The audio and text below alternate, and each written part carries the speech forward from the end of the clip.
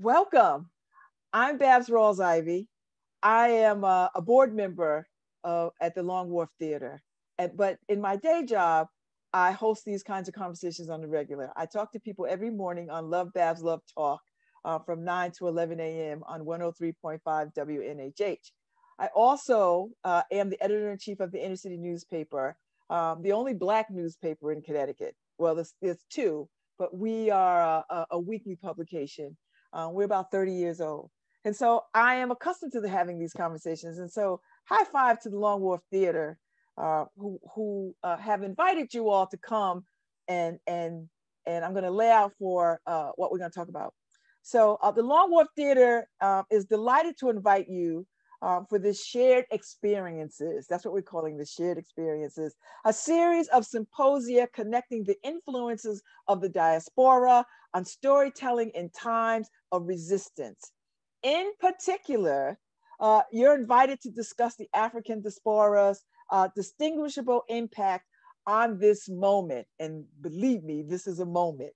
And we recognize and value your unique perspective as forward-looking thought leaders and hope that you will accept and this space as a place where you can share all your knowledge, or as much as your knowledge as you can, and that we have a lively discussion.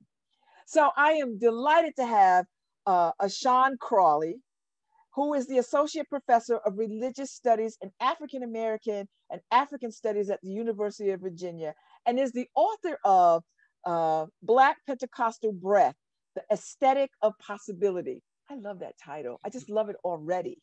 And Allah Ochumare. Did I say that right? I wanted to say it like she taught me how to sing it. Is the co-founder of the Black Lives Matter New Haven, who works as an anti-bias facilitator for community organizations like New Haven Pride Center and Citywide Youth Coalition. And Erin Washington, an artist, scholar, and waymaker from Montgomery, Alabama, who founded Soul Productions, a company that exposes urban communities to emerging independent artists who are pioneering new approaches to music and theater. Welcome, welcome, welcome. I'm so happy to hear y'all and see y'all. So Erin, unmute yourself. Allah, unmute yourself. And let's get ready for a wonderful, rich conversation. So, who are your people? Who do you claim as your people?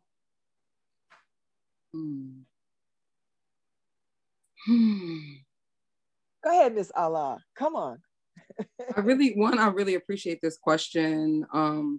So often we forget to ask this question. And I love libations and calling in our ancestors. And I am studying the Orisha. So just being able to call in my ancestors. So, and like my living ancestors and the people that I do this work for. So my people are the hood. My people are the Black, brown, queer, and trans witches. My people are the people who are so impassioned that we get misunderstood as angry or violent. My people are change makers and liberators and disorganizers of oppression. And my people are any people who want to be named those people that I just named. Yeah, and of course it goes without saying, all the Black and brown people in the world who honor and love me and whose shoulders I stand on, whose work I follow, whose books I go to rejuvenate myself when I feel like giving up. Those are my people. And Miss Erin, who are your people? Blessings, blessings. You know, Allah, we got a lot of same people. You know, my people is them Southern folk, them red clay dirt folk, Alabama folk, New Orleans folk. You know, as you said, Allah, Black and brown, queer folk, queer and trans folk. You know, the youth are my folk in deep ways. I believe in them. I believe that they should have the opportunity to be and to thrive and to live long lives. I'm actually mourning today and grieving a sister's in Minnesota's son being killed 2 weeks after his 19th birthday. He's my people, Jelani, blessings to him. You know, my people are like the people that made ways out of no ways. That's why I call myself a waymaker. Those are my people. My people are folks that burn things up. My people are folks that understand that we need breath and meditation and time in order to be our radical selves. My people are, as you said, Allah, change makers. My people are artists. My people can see things that other people cannot see. My people are spiritual, deeper than any type of religion. My people are folks that sit on the front porch and rock back and forth. It was our first meditation. My people are the folks that came over in that Atlantic slave trade and willed me into being. My people are people who folks thought was picking cotton, but actually they were strategizing the world. They were building this conversation. My people exist in multiple forms and multiple constellations. My people are your people. And I'm very grateful and just proud to be a vessel and have breath in life in this 2021, in a time and a space that so many folks are not in breath. That so many of us are walking around breathless, but we have life. And so my people are the ones in the year 3000, which I'm already imagining, that are making futures for us that we cannot even see. And my people are the three of you here that are brilliant geniuses, being so present that you are recrafting and healing our past, animating our present moment, and imagining what we can be in future space. Thank you.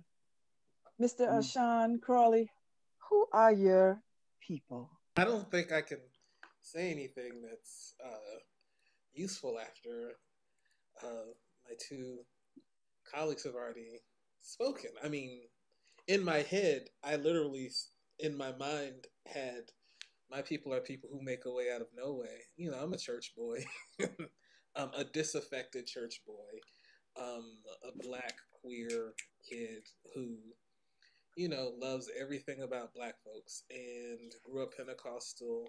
And me too. I'm not Pentecostal now, but my roots are decidedly Pentecostal. I'm agnosticostal, as a friend of mine calls me. With a deep Pentecostal strain running through me. And I feel like my people are the ones who love and are excluded because we love. And the ones who we still care even though we're not supposed to. That we have been dealt violence, and I'm talking about interpersonal exclusions, and I'm talking about institutional exclusions. We have been dealt poorly, and we have not been tended to or cared for by the ones that we tend to and care for. And so my people are the ones who recognize the necessity for tending to and caring for one another as a constant struggle, as Angela Davis might say. Freedom is a constant struggle. I feel like care and tending to one another is also a constant struggle. It's the thing that we commit to in order to make a different kind of world with one another, where everyone can breathe and flourish and be sheltered and cared for and have food and clothing and love and joy. My people are like the cartoon watchers. I love cartoons for kids, like, because they're about imagination and they're about the dance and play of friendship and how you can cultivate relationships and work through struggle. And so my people are the ones that are like, yeah, I want to practice what to you seems silly, but to me is actually really, really urgent and serious. My people are, you know, the artists, the ones who embrace complexity and fear complexity and still try to do complexity. That fear is not the thing that causes us to recoil, but that we still attempt. And so, my people are the, the spiritual folks and the religious folks and the a-religious folks and the atheist folks and the agnostic folks. Like it's whomever is committed to a practice of joy and justice that, whoever you are, that like I'm committed to that. And, I'm grounded in a black practice, in like black practices. Like well, I was anything. Like I was a black queer kid. And, I didn't recognize that what it was queerness, but that's what I was and still am.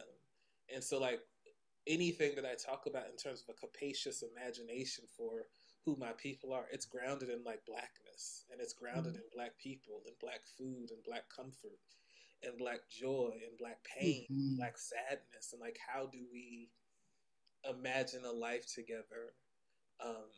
The ones who are asking that question, or who are dancing that question, or singing that question, or painting that question, those are who my people are.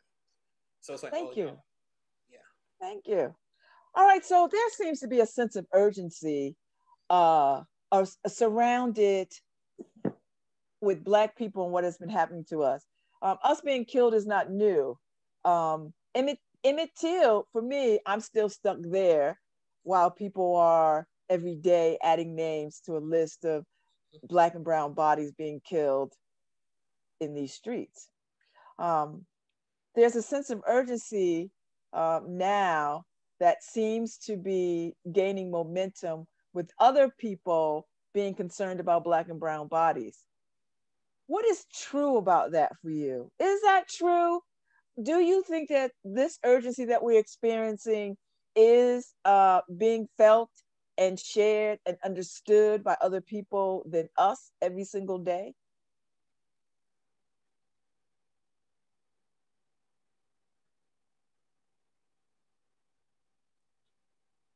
Do you feel like people are as urgent as they portray to be?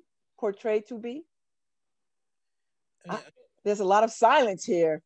I was thinking about, so I do a lot of work. I've created white affinity spaces as an anti-racist, as an anti-bias anti-racist. And for me, it's important for me to say that, because so often like anti-racism excludes like my womanhood, my queerness, my young motherhood, right? Like the other intersections of me, and like certain things where I used to be like, well, they told me I wasn't ever Black enough for this, so that wasn't my Black experience. But finding out that people telling me I wasn't Black enough for that is my Black experience, and that combined and allow me to have that connection. Something that Ashon said was like, even when I didn't know it was like queerness, I used to call it awkwardness and queerness, because like I'm from the hood. We used to do a lot of hood stuff, and I would be like bringing my babysitter club. I was like, all right, but I'm gonna be on the bus. I'm gonna read my chapter, and then we're gonna go beat her up. But I gotta like, I don't know what she's doing, and I gotta finish the chapter. So like that,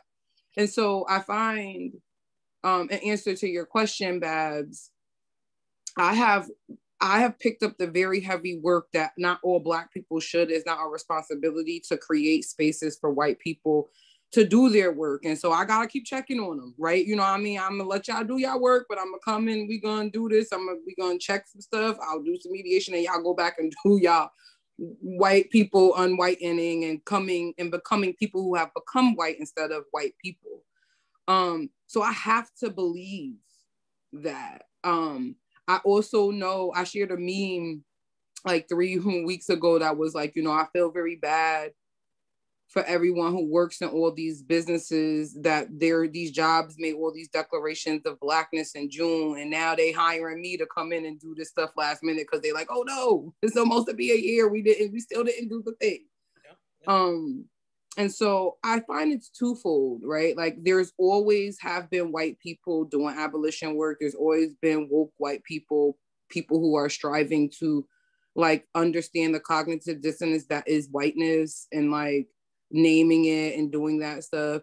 So I will say that, but as Black Lives Matter, there was a very huge low of white people wanting to do this work until the uprisings of 2020 happened. And so now we have a redoing, like a recommitment. And so there's always waves for white folks. They get to enter in and out of the work, you know, as they want to, as they see fit, as, you know, comes against their safety. And so as they're entering the work, I'm trying to, you know, cultivate and galvanize and create enough spaces so that when it's no longer trending again, or when they go to that second, that finally go with their anti-racist notebook and go to Thanksgiving and then they shut down, like, I want to create the spaces so that way they can communicate with other white people who have better tools, so that they can, instead of being like, well, I just want to be with Black people now because the white people are crazy. Like you said, white people are crazy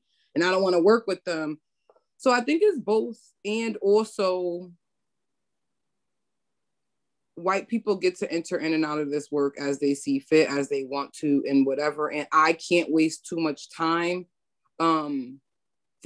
wondering what this is. If they come to work with me and my radical, anarcho, Black, queer self, then they know what they're getting into. White folks who don't want to be anti-racist stay far away from me. And they go and hire other people that do anti-oppression work and can't name that we doing anti-racism work. So I think it's both. But I will say that I'm meeting and learning and sharing space with some really radical white people, and they're radical because they're not wanting to do the work to enter into Black spaces. What I'm finding is more white people want to get these tools and go teach their children and go and fight with their people. And that is something that I have not seen in the 6 years of doing Black movement work intentionally ever. So I'm holding this space of like, ancestors cultivate that, you know, give them whatever magic they need to continue to do that work. All right. So Ms. Erin, sense of urgency. Do you see it? Do you feel it? Thank you so much, Ala. Your work is super profound and super amazing. You know, I find myself outside of this part of the conversation as I tend to deal strictly within Black space, particularly in Black youth space. So, you know, I definitely see the internet, and it's like huge. I see like a lot of Black folks, especially in our theater world, like attaining these positions, right? I've kind of worked in past in some of the larger American theater spaces that are now kind of welcoming Black women, a lot of Black women into the leadership roles. And so I guess my response to this is, you know, I feel like super like good around folks doing their own intentional work. I'm more so interested in how these things are landing for Black people, for Black queer people. Like, what does it look like for a Black person when they go into these some of these institutions during this time and like assert to leader? What does a Black woman leader look like? How do we break down like heteropatriarchy? How do we look at like our anti-movements for Black folk? Like, I feel like it's so many conversations that we've never been able to have deeply with one another. I'm going to ask that question. I'm going to ask what other conversations we ought to be having that's not on the table, that hasn't made it to this table with a sense of urgency. So I'm glad that you referenced that. And I think I hear you. I'm interested in you know, all these Black folks that are getting these positions. I would like to hear in a few years what this sounds like after the fact. Like, it's new, but I want to hear what it sounds like and what the experiences are. I'm getting a little inkling of what it feels like for some of them, but I want to hear a bigger reach about that. So, and I would add, you know, I am also in this system. We're all here, right? Capitalism is real and it affects each of us. You know, in 2016, Babz, I left a high-paying American theater job, right? Was on a track. I was an interim associate artistic director, was on a track to be an artistic director, right? And I decided, no, like I want to step out. I moved back to the South. I moved back to home. And that's when I was able to start Soul Center, which has been enriching my life and enriching youth's life in such a deep way. But I say that to say, we all find ourselves with this question. Like, if we decide to participate in white space, right? If we decide to participate in Black space, you know, I work at HBCUs. We are still institutionalized. It doesn't matter what racial background we come from.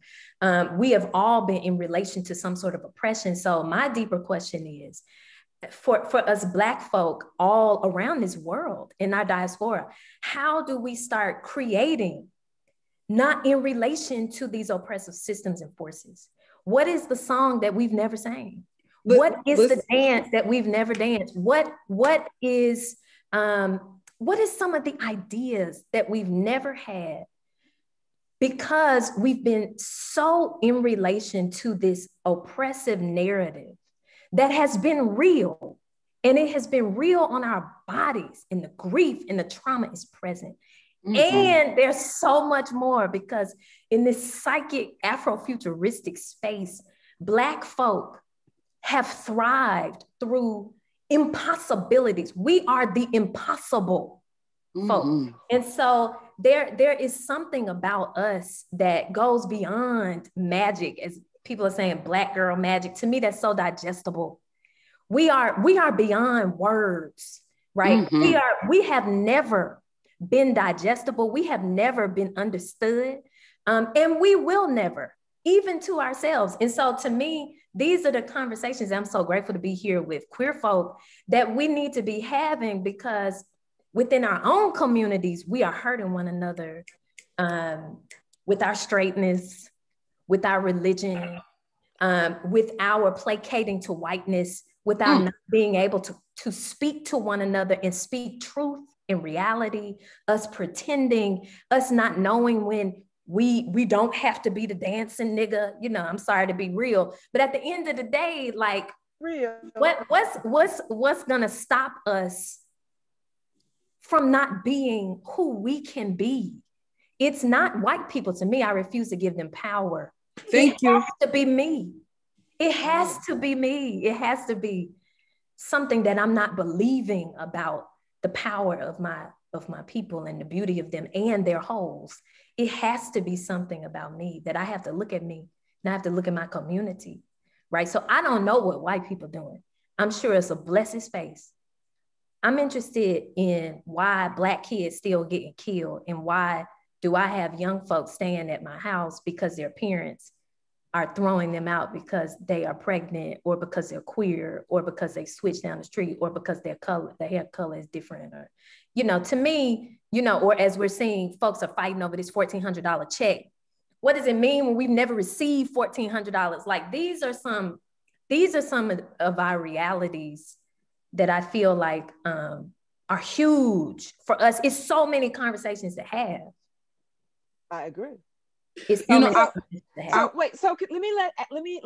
let's let Ashon jump in here, because I saw him a couple of things that Erin said, and I want him to have opportunity to add to this richness. So go ahead, because I know all y'all are badasses in your own right and can bring the word.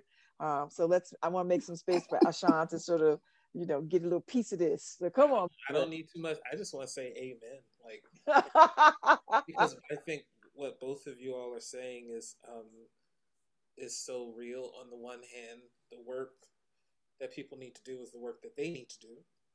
And there's enough work that Black folks have to do internally for ourselves. You know, I'm one of these people. I'm writing a book now. I'm saying that straightness don't exist, and I know it's really hard. It's really, really hard. Yes, let's go. Well, because there is an investment in the idea. Oh, if you say straightness don't exist, I can't date the opposite gender. And I'm like, well, one, opposite genders don't exist either. So, like, I think all of these things have been produced on us, these logics of gender, sex, sexual orientation, and they fundamentally disallow the flourishing of our lives. And so for me, it's like, I mean, I work at a university. I work at Thomas Jefferson's University, which is he was an enslaver and a deeply violent man, and I'm under no false pretenses that I don't work for an institution that continues to do harm to communities that are right around me. And so what is my responsibility? And recognizing that a lot of people will buy those books that were on those book lists last summer so that they could learn how to be anti-racist, but they never even picked up the book after they purchased it from Amazon or Barnes and Noble. I mean, this is statistically, it's been shown that they've said that they haven't even read the books that they purchased. And so you have to want to commit to doing the work beyond the sort of aesthetic practice of appearing before the public as if you are doing this kind of necessary work. But I think this is also true. I actually struggle a lot with people who quote James Baldwin and Audre Lorde and Cedric Robinson or Angela Davis and are so deeply committed to homophobia, transphobia, but like it happens it happens internally, right? That there is this deep investment in systems of domination. And often what is desired is to rearrange who is dominating within the system of domination. And I think that the beauty of this moment, which is not like a new moment, but it is new for me because I am new here, 40 years, but I'm new. It's new for me insofar as it is now my occasion with the folks who are here now to do that same kind of interruptive work and to ask questions and to actually push against systems of domination to say, do you just want to fit into the system of domination or do you want to dismantle it?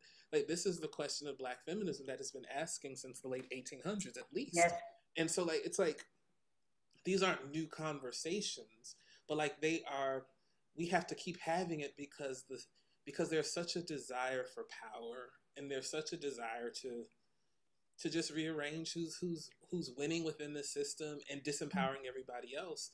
And so it grieves me to hear, there's been all this conversation about the gospel singer Kirk Franklin and the way to his son. And a whole lot of people saying, well, this is how I talk to my kids, / this is how my parents talk to me, and thinking that is a justification. And it lets me know, though, that there's so much work that or struggle that we have to engage with our community. And you know what? This is you just set this up for a wonderful segue into what other stories out there about us as people that we're starting to sort of enter into.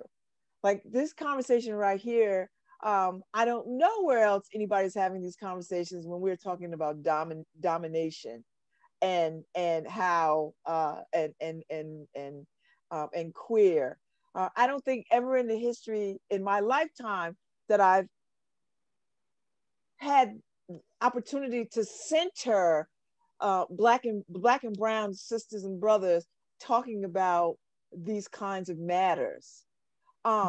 Before, if we were talking about Black and brown people, we were clearly talking about heterosexual. We were clearly talking about church-going folks. There was no room for any other kind of folk to raise any kind of, you could talk about the Orishas. Hell, you could even say Muslim. Do you know what I mean? Like there was no room for other. So here we are learning and finding out that there's so many other conversations that ought to be put on the table. Are you feeling that too, Allah? Are you all feeling like now is the time to put these larger, broader, intimate conversations on the table and that they fit and that they have room and that they have right to be discussed and unpacked in our communities, even though you know how folks do. Right.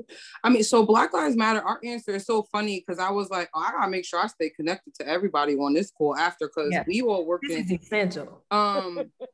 Because so Black Lives Matter New Haven is starting diaspora talks. And part of what we needed, so there's a thing in anti-racism trainers and facilitators use it all the time. Like if you take every white person off this planet and send their ass out into the universe and let them have their own, we ain't killing them, we just letting them have their own thing, we would still have everything that's happening in this world right now. Police murders, people hungry, people killing trans people.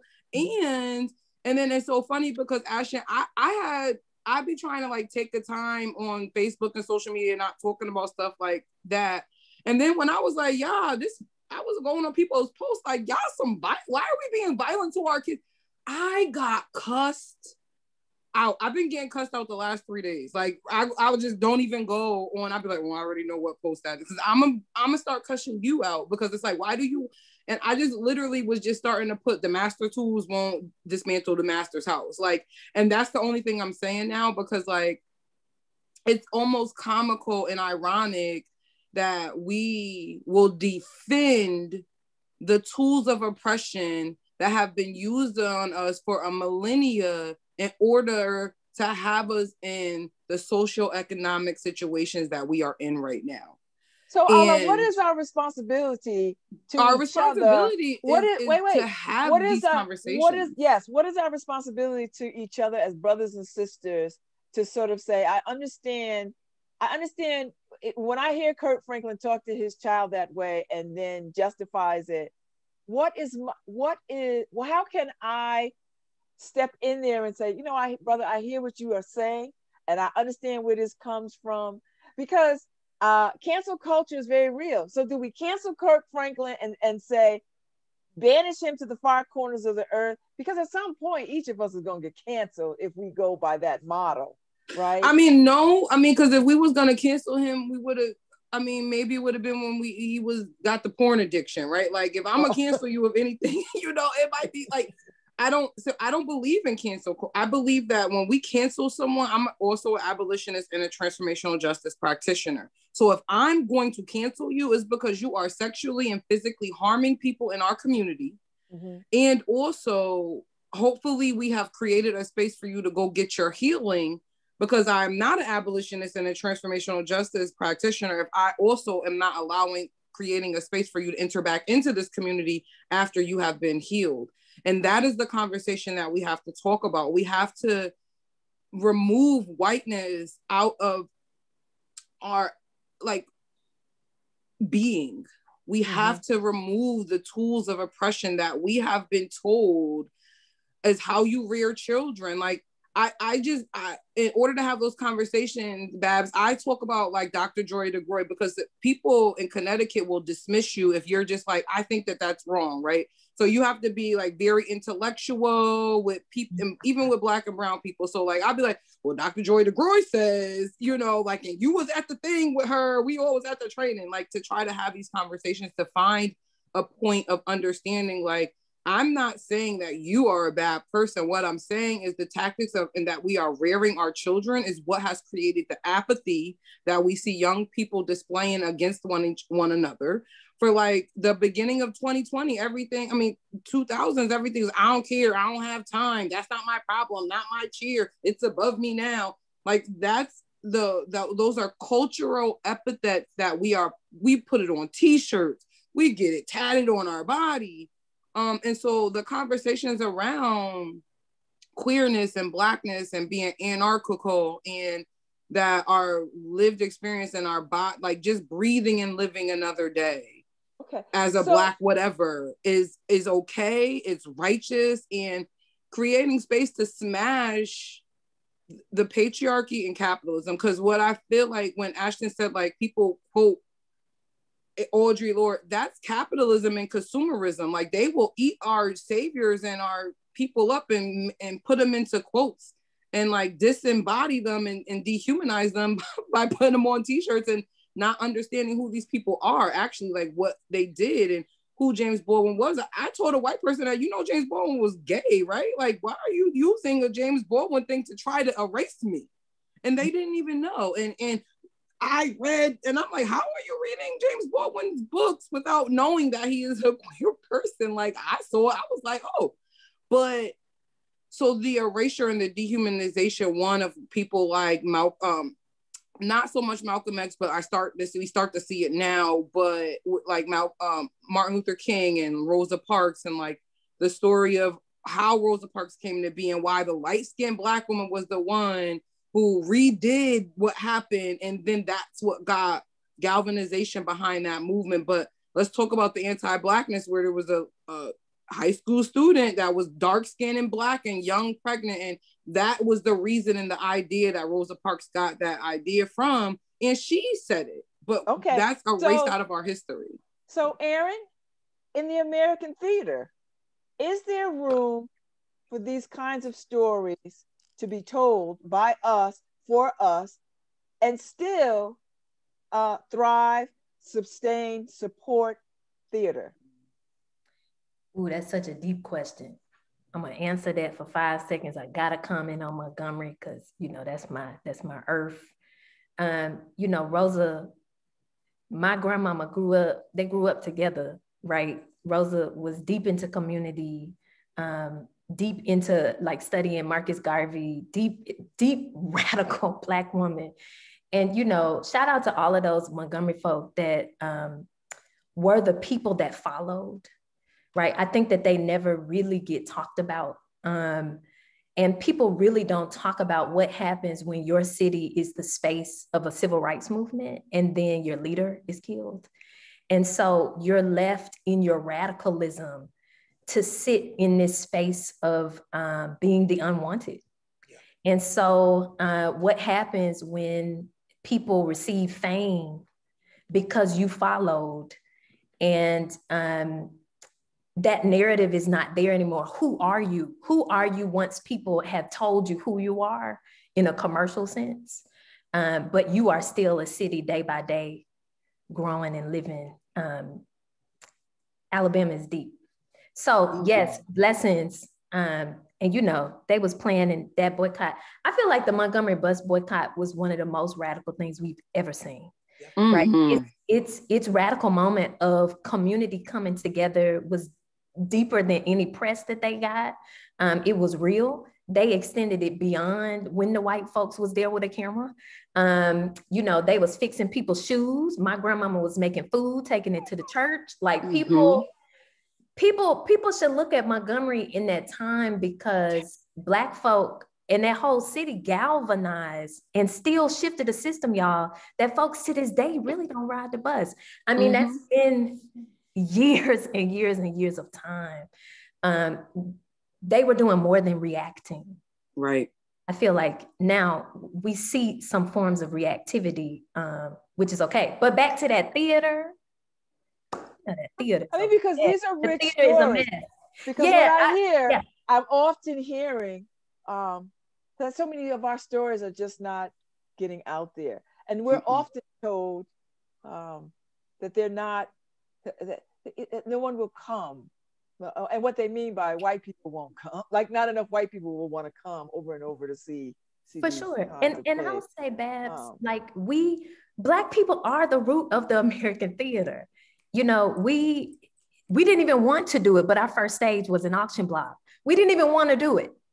Right. We've had a captive audience for some time. Like, that was very powerful what you just said. Oh, for sure. I teach about it. Was an auction block. It's the first one we ever had here. Right. We were forced to perform. Right. I'm saying that to say, even in New York, you look at the African burial grounds that are right downtown around 42nd Street. There have been activists for years trying to tear some of those buildings down to literally unearth our ancestors' bones. The point is, our people built that Broadway space. And now I feel like Black folk and Latinx folk and Asian folk have been struggling to find space in these commercial spaces, when in actuality, we make these spaces, right? And so I think, like, of course, there is room and space for our stories. We are the story. We always have been, right? I think now it's a time of us saying, like,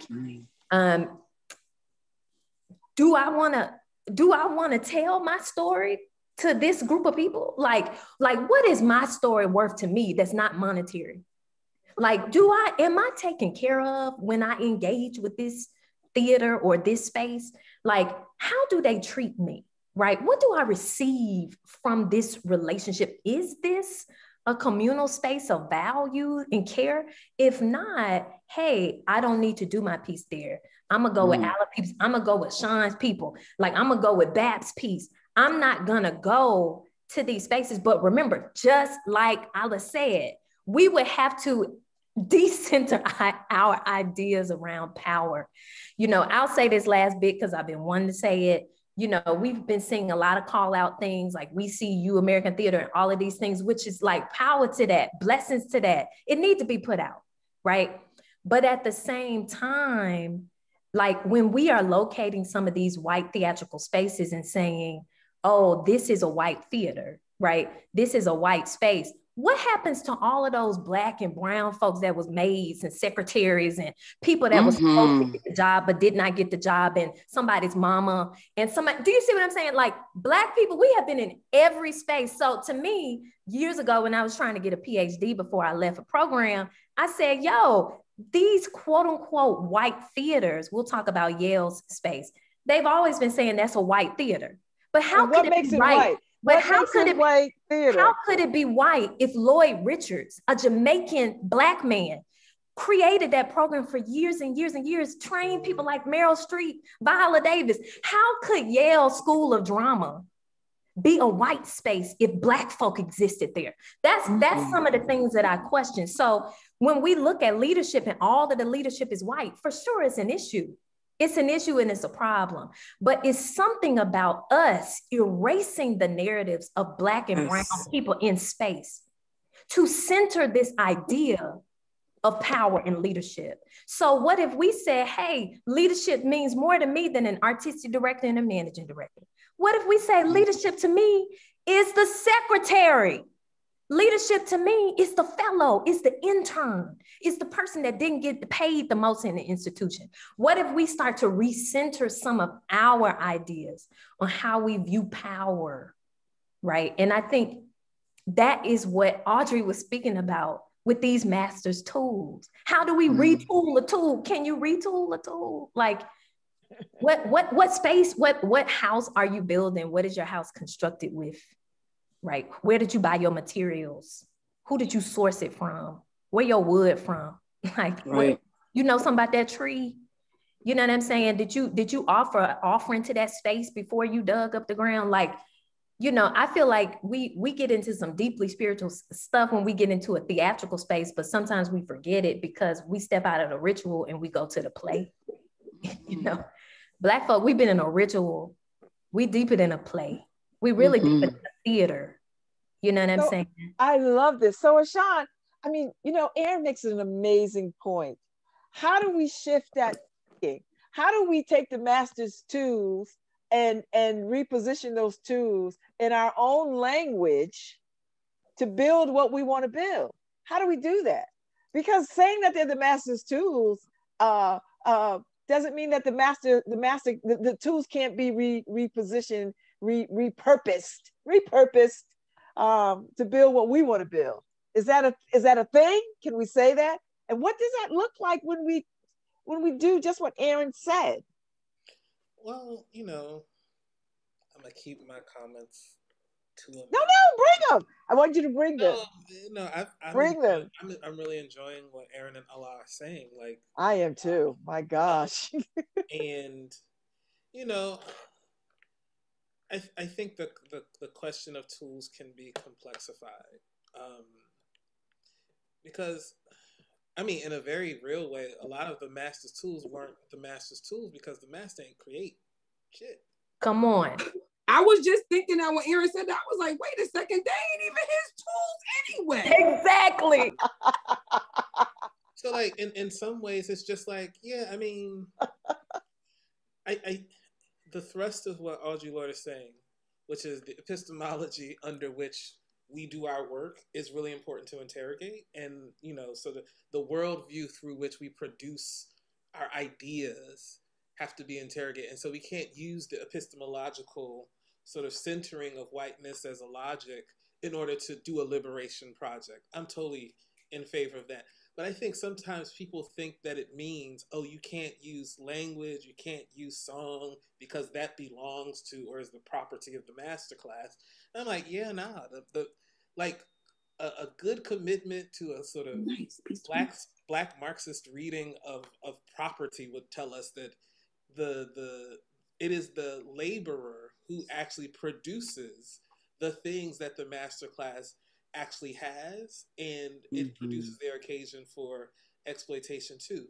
That's a long way to say that I think that what we have to recognize is that all this is ours, and not in terms of like private property, because I think one of the problems is that we have transformed everything, including the earth and water and air, into like private property. What happens when we recognize that these things like shelter and clothing and food are things that we should hold as like a commonwealth, and that we all should have access to it. And I think that in terms of like the stories that we tell, is there space for it? I don't care if it's space. Like, one of the things that Black dance teaches me is that Black folks make space. That it is about using like the constraint in order to move one's body against the constraint. And so I'm like, we don't have to have the space to do it. We create the space. And if space were not private property, right? But if space were something that we held in common, then you can literally produce the story that is necessary. I just taught The Color Purple to my undergrads, and like, what 83 is when the book was published, and 85 is when the movie is released, and that caused a whole lot of problems, as we know, for a whole bunch of people, because people were deeply turned off by what they called at the time the lesbianism and the attack on the Black family. And it's like, actually, no, what she's trying to say is that there is a story that many of us share that we have refused to talk about because of shame, embarrassment, and desires that center whiteness as the epistemology. And what happens if we remove like whiteness as the world and just say that whiteness is one of the worlds, and we have to contend with it because it's deeply harmful and violent, and it's constantly acting on us, but it ain't the only world. And like, I love that you brought that up, The Color Purple, because there's so much in that story, in that book and in the play to unpack. I mean, you have, heterosexual Black men felt some kind of way. They felt like they were unfairly portrayed as brutes and abusive. No one talked about, we ran away from sexual abuse of children. Yep. So we ran away from that. I mean, we ran away from the churches turning its back on its people because of what they perceived as immoral sexuality, right? So there was a lot, and then there was mental health stuff. Like, there was a whole bunch of stuff in that book that we are still unpacking and still very painful to get to. So, Ala, how do we unpack the pain in our communities and of our stories to get us to a place where we can see what Erin is talking about, that these are our stories, that what makes a space white, like these are our spaces. And when Ashon talks about, they don't own the air and the land and all these things, that these things belong to all of us. How do we reframe this narrative, Allah, so that we can see ourselves not as people that things have been done to, but people with a rich history and a rich culture that we could be proud of and that anybody would want to know something about? I think that we have to, it's actually like a complex question, but the answer is very simple. We have to like begin to name these things and remove shame around decentering whiteness and decolonizing our minds and reclaiming what is ours. I think Black folks have picked up the fear of whiteness that, like, if all the Black and brown people was like, you know what, tired of this shit, and just got together, like, revolution would happen. And that is what is scary to a lot of white people, that they're always walking on eggshells, especially racist white people, right? Like, they're always walking on eggshells because they're the people who make the policies. They're the people who are the 2%. So they know that they're going to lose what we have come to believe is white privilege. It is really humanity, right? Like, so naming things that are white, like, that's the work that I do all the time. And sometimes I'll come up in conflict with other Black and brown people when I'm like, yo, this space is really white and ain't no white people in this space. So being affirmed, creating community and Black communities, so that way I don't have to be by myself when I'm in a Black community. I could call on Ashon, I could call on Erin, I can call on you, so to back me up, because there's also the narrative of Black people are not believable and women are not believable and queer people, and I'm holding all those intersections. So like this, the world wants to not believe me, and there's strength in numbers. So naming oppression, naming that's white shit. Like I say that all the time. That's part of my trainings. Like, let's name what whiteness is, and removing the shame around it. And for Black and brown people specifically, removing the shame around our culture and the shame that we have from really not knowing what country we're from. And that's why African ancestry is like picking, because we want to know about ourselves, and removing the shame and being okay with saying that, you know, well, I don't know what countries we came from, but it's probably like West Africa, and we're going to study the cultures of that. We're going to go back, and we're not going to go back as consumers. We're going to go back as folks who are trying to find connections to vibrations and energies that we have lost the language to, and we won't ever hold it anymore due to colonization. Like, even those folks have lost that language, but the feelings and vibrancy and vibrations are there. So I think naming stuff and creating a strong, unapologetic, radical community of Blackness that's revolutionary Blackness.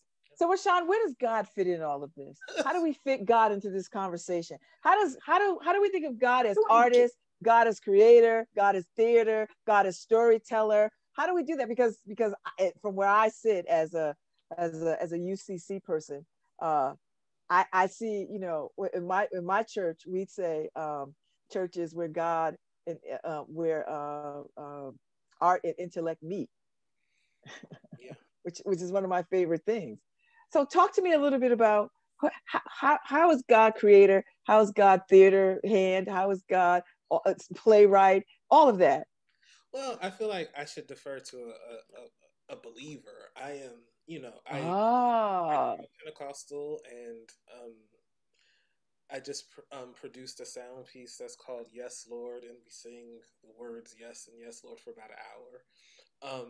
And, you know, I said to a friend, I'm agnostic, but I still believe in yes.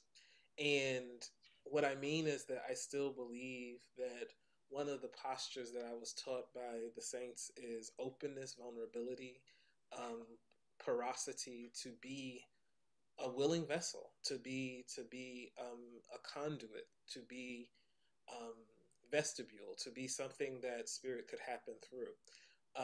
I believe that strongly. I don't organize my life around God principles, and so for me, it's what a lot of my friends do though, and I don't mean that like one of my friends is Black kinds of things. I mean that I am able to enter into dense relationship with people who are committed to justice from a variety of spiritual paths and traditions, because what we are all committed to is the flourishing of all life, and that sometimes I use the word object not to be to objectify at all, but just to say that the objects around which we organize our spiritual life might be different. It might be God, it might be Allah, it might be Jesus, it might be Buddha, it might be agnosticism, but that we can still produce relationship with one another insofar as we are all committed to a more just, caring, and equitable world. And for me, art practice allows me the latitude to feel the kind of feeling that I felt when I was in church and speaking in tongues, and how I used to feel when I was directing the choir. I don't think I've ever experienced anything as urgent and delightful and really queer as directing a choir. And so what I reach for in my personal art practice is what that feeling was. But I don't think that one has to be a believer in any deity at all, or any participant in a specific kind of tradition in order to approach something of that feeling, because I think that it precedes any tradition, denomination, spiritual path. And because it is something that is so radically human, is this desire. There was something that you said a lot. This last thing I'll say about like certainty. You were talking about being uncertain about who our ancestors were, like what place in West Africa particular ancestors might have emerged from. And the process of transatlantic enslavement is deeply brutal, violent, and harmful. And I think the gift of Blackness is that we can still find joy in uncertainty, that we don't have to be certain about where people came from in order to practice love and to practice care with one another. That uncertainty became the grounds from which we actually produced love, joy, and care for one another. And so for me, I'm trying to figure out how can we cultivate our disposition towards uncertainty, because uncertainty might be the gift that we continue to give the world. And so, that's my spiritual practice. I don't know what other people's are, but that's so me. Erin, if some American theater calls you tomorrow and offers you opportunity to do whatever you want in that theater with whomever you want in that theater, do you take the call? Do you ponder the call? Do you entertain the call? And the second part of the question, if some institution calls you and says, you know what, we'd like you to finish that PhD in any fashion way you want, do you take the call? Do you answer the call? Do you run to the call? What do you do? I'm definitely going to finish the PhD. I'm going to finish it at Clark, though, while I'm at this beautiful AUC.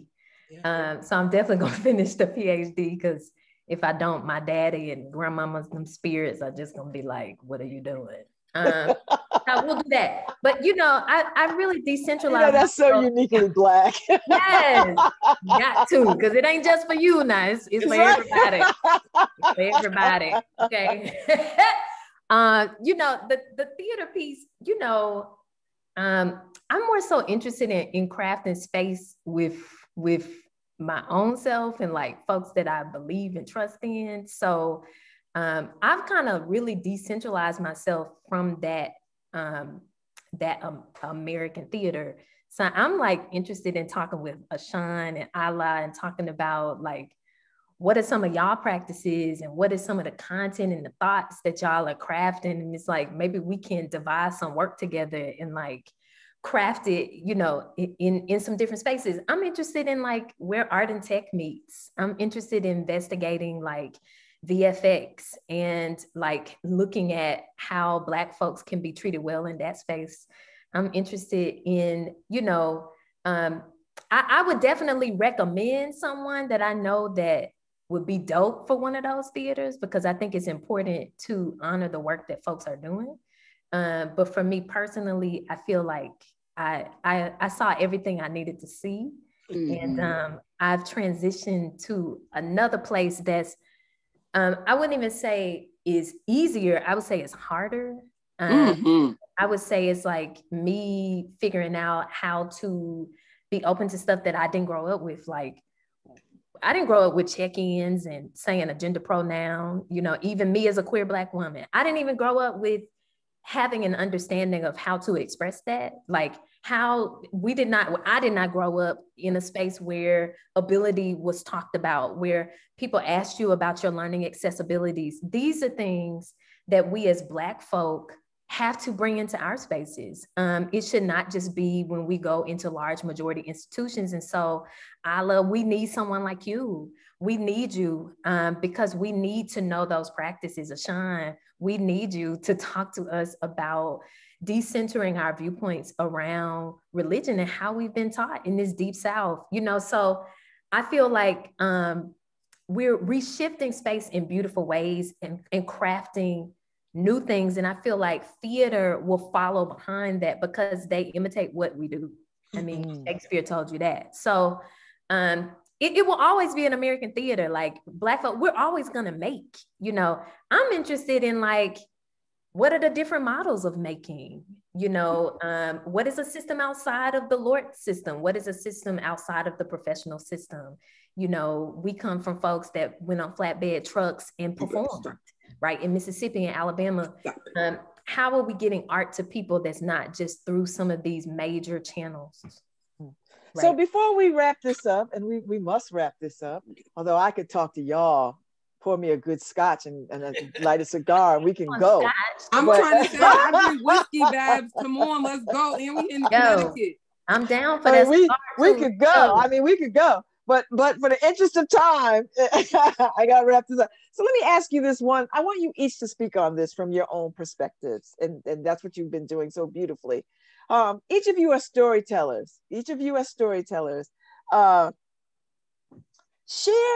Share a little bit about what a working title of your life would be if you had to tell your story about your life. What would that look like? What would you say?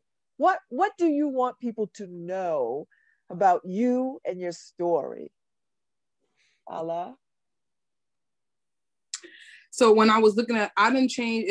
I'm glad you said working title because I done changed my title about 12 times since Hope God gave us the question, right? So one, I feel like it's something like the little Black queer girl who was never Black enough and never queer enough, and now she Black as hell.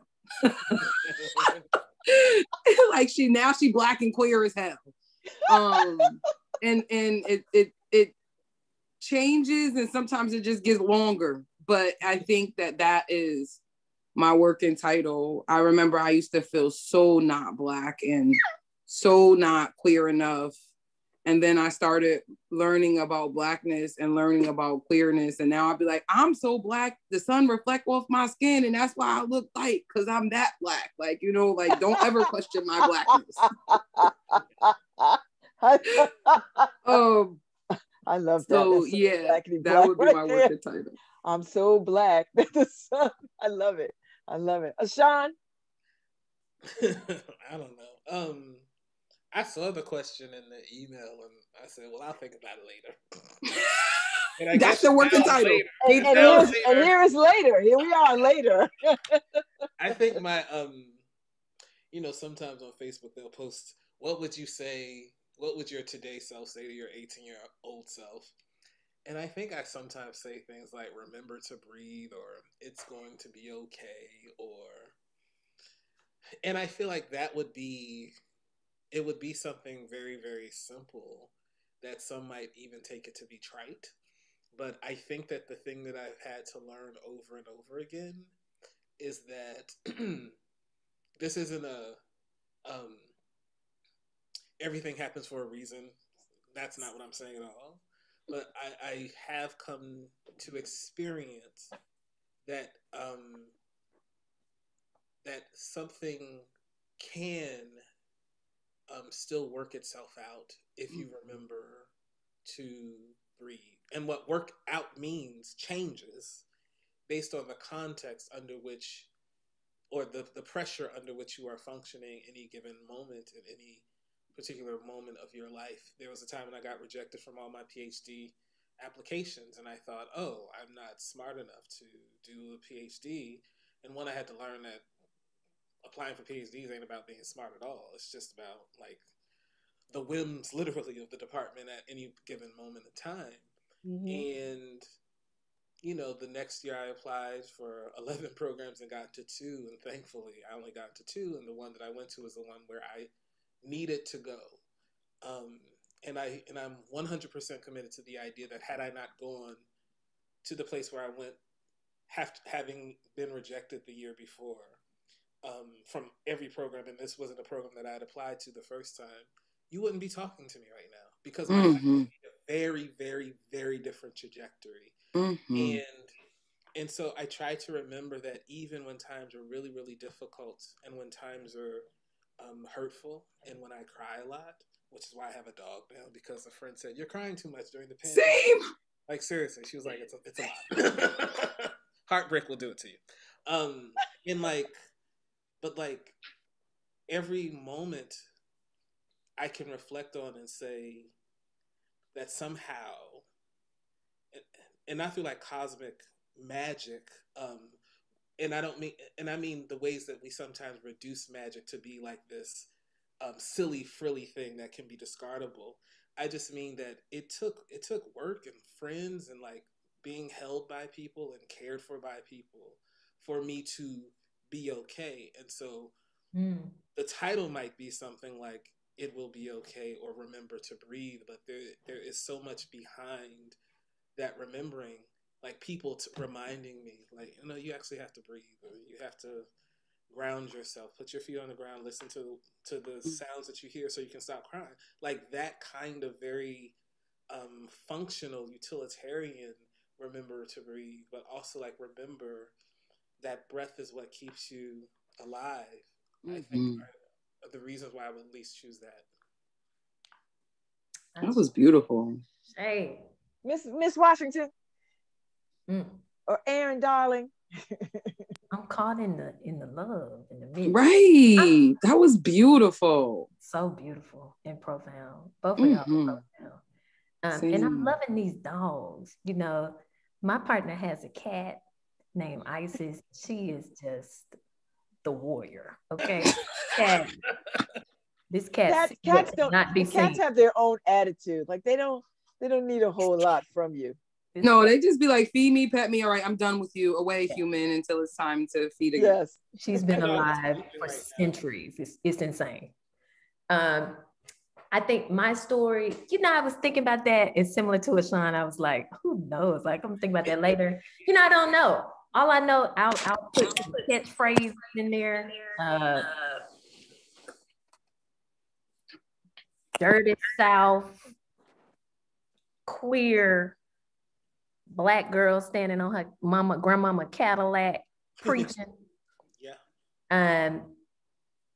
Her folks made a way for her to be the waymaker.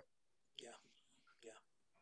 I thank y'all so much for this rich conversation. I'm telling you, every time I get in these spaces with people that elevate me, I am elevated, and I have learned so much. And I am grateful for this master class and openness. Thank y'all. Thank y'all so much. Thank y'all. So go in peace, Mr. Crawley. Go in peace, Erin Washington. Go in peace, Allah. And maybe we'll meet up after this pandemic and toss back a few cold ones, followed by some good bourbon.